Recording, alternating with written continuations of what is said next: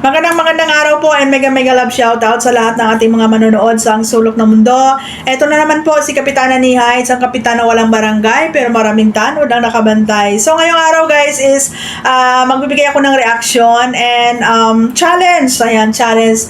Kasi kaninang umaga, doon ako sa live ni May J Vlog. And andoon yung mga Tak Warriors, ayan. So, syempre, wala na ibang pinag-uusapan pagdating kay Kapitana Nihay, kundi kabit issue, ayan. Actually, nagmumukha na nga kayong tanga dyan eh. Kasi 6 na taon na akong byoda, 6 na taon na akong single, pero kabit pa rin kayo ng kabit. Oh my God! Mindset ba? And so, eto, no? Eto. Challenge ko kayong lahat dyan sa Team Abot Kamay, sa mga Tak Warriors, sa lahat ng mga vloggers, sa lahat na merong channel. Mag-post kayo ng patunay kasi sabi ni May Horse, meron siyang hawak na ebidensya na meron akong kabit, meron siyang nakausap na kapitbahay ko, and ayan, matagal na, May Horse, mahigit 1 taon na, magdadalawang taon na yung issue ng kabit-kabit na yan, na hanggang ngayon is wala kayong napapakitang patunay, ayan, and I'm sure gigil na kayo na makaganti kay Kapitana Nihay sa lahat ng mga pinagsasabi at inaakusa ko sa inyo, which is nanggaling yan sa bibig ninyo. Kung ano man yung mga nilalabas ko mga issue, kung ano man yung mga kinakalkal ko sa buhay ninyo, galing yan mismo sa bibig ninyo na kayo ang naglalabas ng mga sariling baho ninyo, no? So I'm sure, no, at alam ko sa lahat ng mga viewers na taga Team Abot Kamay, gigil na kayo, mapahiya si Kapitana Nihay, gigil na kayo makaganti. So ito na yung time.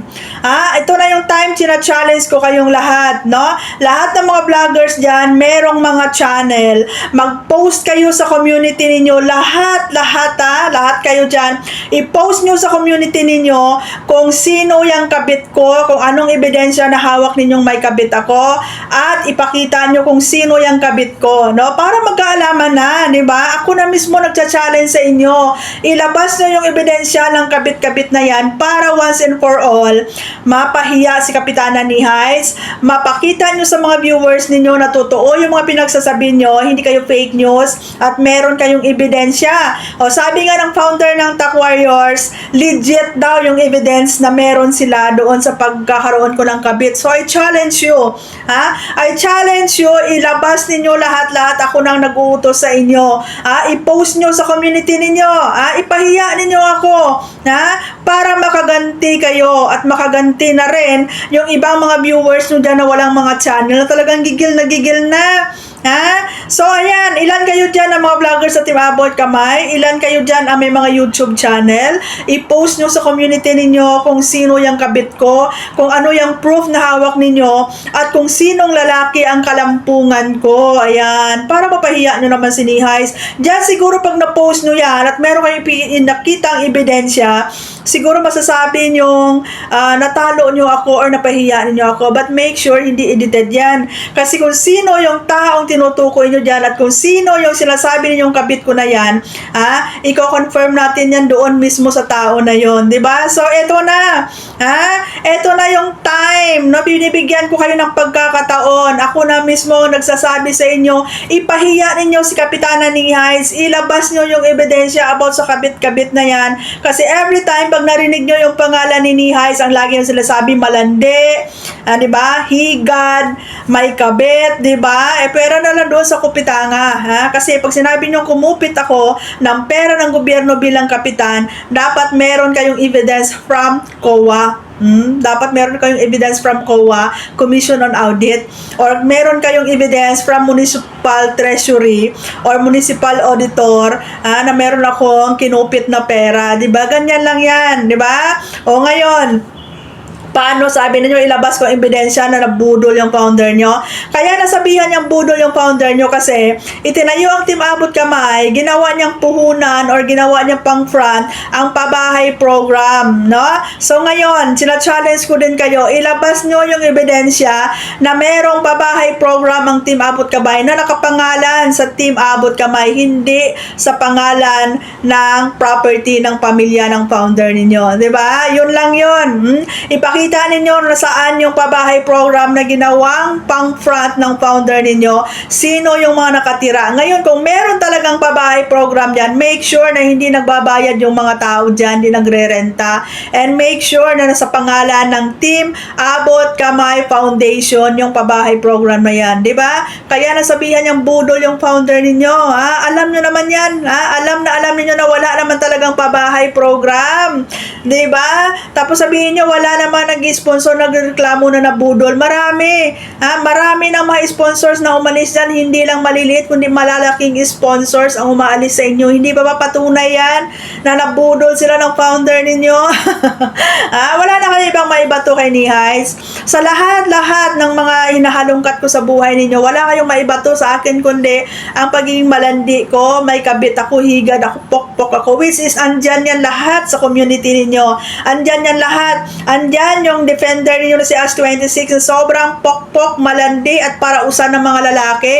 Hindi pa nakontento, di ba? 6 ang anak, iba-ibang tatay. Ngayon, ang lakas ng loob nyo magsabi na tanga ako. Sino kaya yung tanga? Kasi alam mo, As26, kung hindi ka tatanga-tanga, isa sa dalawa or dalawang anak mo pa lang, natuto ka na. Pero dahil sa katangahan mo, ayan, di ba? Naging parausan ka ng mga lalaki. Tapos sabihin mo, crab mentality ako. Alam mo ba ibig sabihin ng crab mentality? Kasi alam ko ikaw yun eh. Nakakita ka ng pagkakataon, nakakita ka ng isang lalaki na akala mo makakaahon sa'yo, ayan, di ba, tumihaya ka agad. Pero ano nangyari? Ginawa ka parausan, inanakan ka, iniwanan ka, binasura ka, di ba? Hindi ka natuto sa isa, dalawa, tatlo, di ba? Yan yung talaga yung literal na katangahan. Ang lakas na loob mo magsabing bobo. Andyan yung pagkabobo sa katauhan mo, which is pinamana mo sa anak mo. Magtambling-tambling ka man as 26, hindi mo mabubura sa pagkatao mo, yung pagkakalandi-landi mo. And may mga proof yan. At yung itong issue na ito, nahalungkat ito dahil mismo sa bibig mo nang galing yan. Lahat ng mga kasamahan nyo dyan, kayo ang naglalabas ng baho ninyo. Ngayon, sina-challenge ko kayo, ilabas ninyo yung ebidensya na sabi ninyong hawak ninyo matagal na, ilabas nyo para naman, yung mga viewers nyo dyan, matuwa naman sa inyo, natutuo yung mga pinagsasabi ninyo, diba? Kawawa naman kayo. Alam nyo nung meron kayo inggit kasi lahat ng kalandian na andyan sa inyo. Ngayon, kung habang wala kayong nilalabas na ebidensya dahil sa binabato nyo sa akin, hindi ako titigil na manghalungkat ng mga baho ninyo. Kaya ang gawin nyo ngayon, i-private nyo lahat ng mga accounts ninyo, lahat ng mga platforms ninyo, para hindi malungkat yung baho ninyo. Kasi the more na binabato ninyo ako na hanggang ngayon hindi nyo mailabas, the more nakakalkalin ko yung buhay ninyo. Diba? Tapos pag napahiya kayo, sabihin niyo ipapatulfo niyo ako. At ito bang ginagawa niyo sa akin? Hindi ba pagpamahiya ito? Na wala kayong pinapakita ebidensya? At least ako may mga clips ako na mismo nanggagaling sa bibig ninyo kung ano yung mga baho na nilalabas ninyo sa sarili niyo. Oh my God, di ba? Ikaw naman, Marcing Bataliran, sabihin mo kakasuhan mo ako kasi tinatamnil ko yung mukha mo. Tapos sabihin mo at least ikaw sa comment ka lang, hindi mo ako tinatamnil. Boba! Paano mo ako matamnil? Vlogger ka ba? Live streamer ka ba? Ang kabobohan ilagay sa lugar, Huwag mo sabihin, huwag kayong magpakabanal-banal dyan, Kasi sa totoo lang, balahura din kayo. This is a give and take situation. It's a tie and balon-balunan, di ba? Ito lang ginagawa ko sa inyo. Sina-challenge ko lang kayo. Ilabas nyo ang katotohanan para once and for all, mapatunayan nyo sa sarili nyo na hindi kayo mga sinungaling. May warrior, ilabas mo na. Bakit mo tinatago? Anong plano gawin mo dyan? Gawin mo antik? Para magkaroon ng value? Diba? Pati yung video na sabi mo na hawak mo na laplapan ni Jetmix, hanggang ngayon hindi mo pa rin nailabas-labas. Diba? Ang tanong, meron ba talaga? Diba? Ubod ka ng kasinungalingan. Lahat ng mga pinagyayabang mong business mo, wala ka ngayon may pakita. Ngayon, nagpakita ako ng naipundar ko bilang OFW. Nilait-lait ninyo. Oh my God. Inggit kayo. Ngayon, ayaw nyo maniwala na may anak kang usiman.